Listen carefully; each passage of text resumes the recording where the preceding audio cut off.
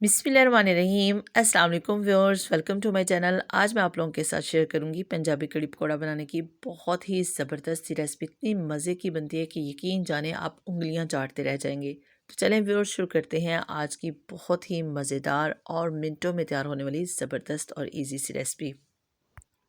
तो viewers, 1 kilo दही लिया मैंने और 1 कप बेसन है मेरे पास। इसको बहुत अच्छे से मिक्सअप कर लेना है। आप चाहें तो इसको चम्मच या फोक की मदद से भी अच्छे से मिक्स कर सकते हैं, या फिर आप इस तरह से इसको मिक्सर जार में ऐड कर दीजिएगा और इसके साथ ही जो है वो बेसन भी इसमें ऐड करके अच्छी तरह से मिक्सअप कर लीजिएगा। जितना अच्छा इसका मिक्सर तैयार होगा उतना ही कड़ी बनाने में हमें आसानी होगी और टाइम की बचत होगी।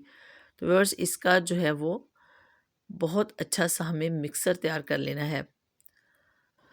अब यकीनन बहुत ज़बरदस्ती कड़ी तैयार करते होंगे, लेकिन व्यूअर्स जिस तरीके से मैंने इसको तैयार किया, यकीन जाने बहुत ही ज़बरदस्त इसके रिज़ल्ट्स हैं। आप लाज़मी से इस रेसिपी को ट्राई कीजिएगा। तो व्यूअर्स, बहुत ज़बरदस्त है। इसका जो है वो मिक्सर तैयार हो चुका है।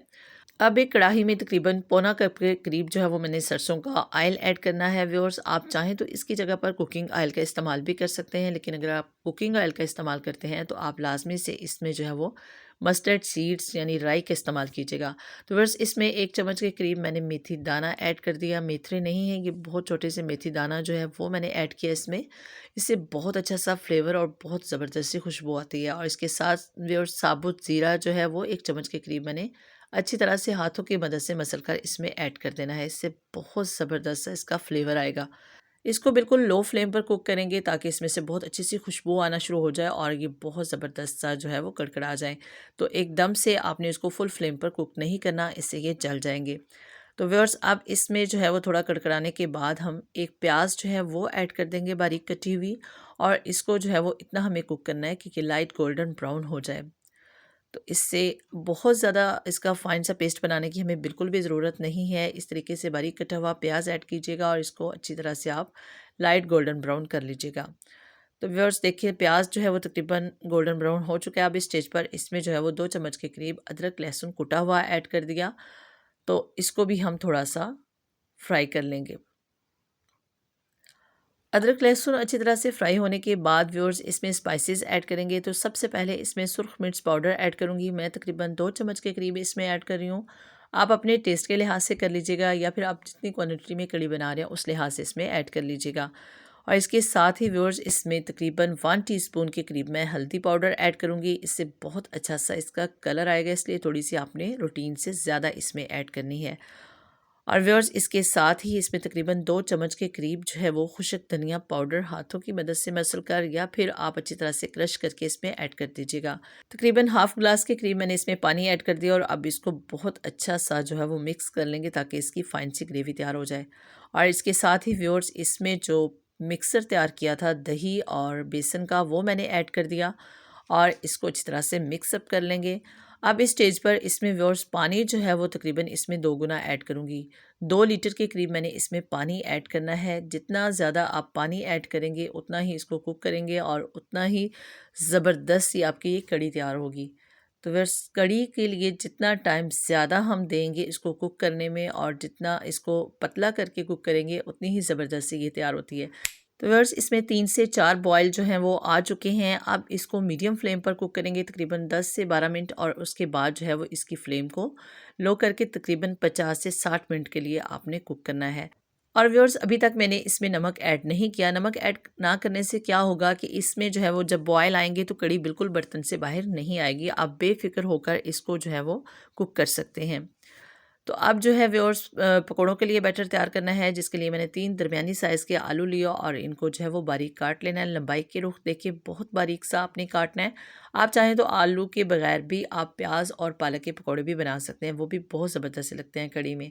और अब इसमें जो है वो एक बड़े साइज़ की प्याज मैंने बारीक कटी हुई ऐड कर दी, और व्यूअर्स, इसके साथ इसमें पालक जो है वो 1 गड्डी के करीब मैंने काट कर अच्छी तरह से धो लिया था, इसको ये इसमें ऐड कर दी। और सब्ज़ धनिया, सब्ज़ मिर्च, बहुत ज़बरदस्त से पकोड़े तैयार होंगे। और इसके साथ व्यूअर्स, इसमें जो है वो मैंने कुटी हुई सुरख मिर्च जो है वो तकरीबन 2 चम्मच के करीब ऐड कर दी। आप अपने टेस्ट के लिहाज से ऐड कर लीजिएगा। और इसके साथ ही इसमें बारीक सुरख मिर्च पाउडर जो है वो भी तकरीबन 1.5 चम्मच के करीब ऐड कर दिया। और इसमें थोड़ा सा जो है वो हल्दी पाउडर ऐड करेंगे ताकि इससे बहुत अच्छा सा कलर आए।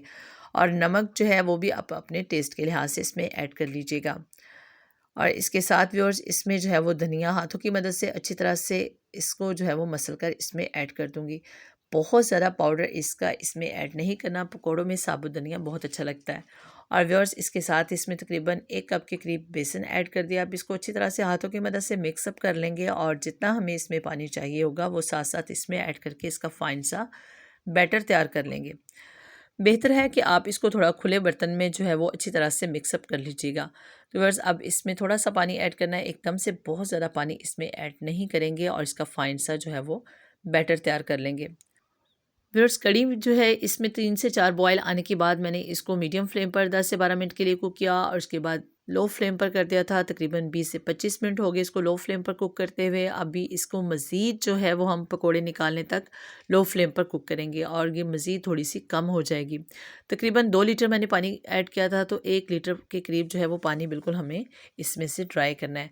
तो नमक मैंने इसमें ऐड नहीं किया था। अब इस स्टेज पर इसमें नमक ऐड कर देंगे। आप अपने टेस्ट के लिहाज से कर लीजिएगा, 1 से 2 चम्मच जितना आप जो है वो इसमें ऐड करना चाहें।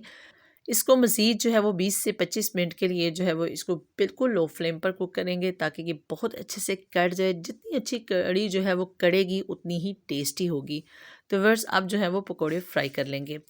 तो ऑयल बहुत अच्छे से गर्म हो चुका है। बहुत अच्छी तरह से ऑयल गर्म होने के बाद इसमें जो है वो पकोड़े ऐड करने हैं। आप चम्मच की मदद से ऐड कर दीजिएगा या फिर आप हाथों की मदद से निकाल लें तो फटाफट से जो है वो ज़बरदस्त से पकोड़े तैयार हो जाएंगे। बहुत मज़े के पकोड़े तैयार होते हैं। आप इस रेसिपी से लाज़मी पकोड़ों को ट्राई कीजिएगा। तो व्यूअर्स इसको एक दफ़ा इसकी साइड चेंज करेंगे और इनको जो है वो हम निकाल लेंगे। आप चाहें तो इसको साथ-साथ भी कढ़ी में ऐड कर सकते हैं, लेकिन मैं इनको बाद में ऐड करूँगी जब कढ़ी बहुत अच्छे से कुक हो जाएगी और इसकी फ्लेम को ऑफ़ करके फिर इसमें ऐड करेंगे। तो व्यूअर्स कढ़ी जो है वो बहुत अच्छे से तैयार हो चुकी है। अब इसमें सब्ज़ मिर्च बारीक कटी हुई और सब्ज़ धनिया जो है वो ऐड कर देंगे और इसके साथ इसमें पकोड़े ऐड कर देने हैं। इसकी जो फ्लेम है इसको मैंने ऑफ़ कर दिया था और फ्लेम ऑफ़ करने के बाद ही इसमें पकोड़े ऐड करेंगे। तो आप इसमें जो है वो पकोड़े ऐड कर दीजिएगा जितने आप इसमें ऐड करना चाहें और थोड़े से पकोड़े जो हैं वो मैं बचा लूँगी। और अब इसके लिए जो है वो तड़का तैयार करेंगे, जिसके लिए मैंने 2 चम्मच जो है वो सरसों का ऑयल लिया। उसमें तकरीबन जो है वो 1 चम्मच के करीब मैंने ज़ीरा ऐड किया और 2 से 3 जो हैं वो सुरख मिर्च काट कर ऐड कर दी। अब इसके साथ इसमें थोड़ा-सा चिली फ्लेक्स ऐड कर देंगे, इससे बहुत अच्छी सी इसकी लुक आएगी और बहुत अच्छा सा लगता है जब आप इस तरीके से इसका तड़का लगाते हैं। तो व्यूअर्स अब इसको जो है वो मैं कढ़ी में ऐड कर दूँगी। तो व्यूअर्स आज की ज़बरदस्त सी रेसिपी तैयार है। आप इसको ज़ीरा चावल के साथ सर्व कीजिएगा। आप इसको नान के साथ, चपाती के साथ भी सर्व कर सकते हैं। बहुत ही मज़े की लगती है। अगर अभी तक आपने इस रेसिपी को ट्राई नहीं किया तो आपसे रिक्वेस्ट है कि आप इसको लाज़मी से ट्राई कीजिएगा और कमेंट करके अपने फ़ीडबैक से आगाह कीजिएगा कि आपको ये रेसिपी कैसी लगी। उम्मीद है आपको अच्छी लगेगी। वीडियो अच्छी लगे तो इसे लाइक कीजिएगा और अपने फ्रेंड्स में शेयर कीजिएगा। इंशाल्लाह नेक्स्ट फिर किसी नई रेसिपी में आपसे मुलाकात होगी। तब तक के लिए अल्लाह हाफ़िज़।